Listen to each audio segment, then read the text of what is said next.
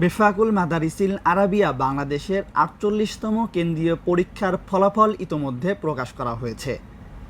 এবার যারা তাদের পরীক্ষার খাতা পুনর্মূল্যায়নের জন্য আবেদন করতে চান তাদের জন্য সময়সীমা নির্ধারণ করেছে বোর্ড কর্তৃপক্ষ। বেফাক বোর্ডের প্রধান পরিচালক মাওলানা উবাইদুর রহমান খান নদভীর স্বাক্ষরিত এক বিজ্ঞপ্তিতে বলা হয়েছে, পরীক্ষার কোনো খাতা পুনরায় দেখতে ইচ্ছুক শিক্ষার্থী বা অভিভাবকরা আগামী ৩০শে শাওয়াল ১৪৪৬ হিজরি পর্যন্ত আবেদন করতে পারবেন। একজন পরীক্ষার্থী সর্বোচ্চ ৩ বিষয়ে আবেদন করতে পারবে।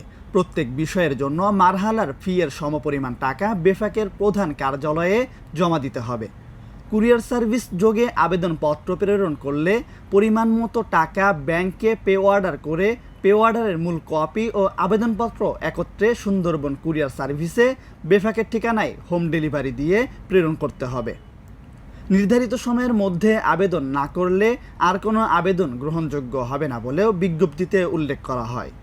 এ বিষয়ে সংশ্লিষ্ট মাদ্রাসা কর্তৃপক্ষ ও প্রতিনিধিদের নির্ধারিত সময়সীমার মধ্যে প্রয়োজনীয় ব্যবস্থা গ্রহণের জন্য অনুরোধ করা হয়েছে।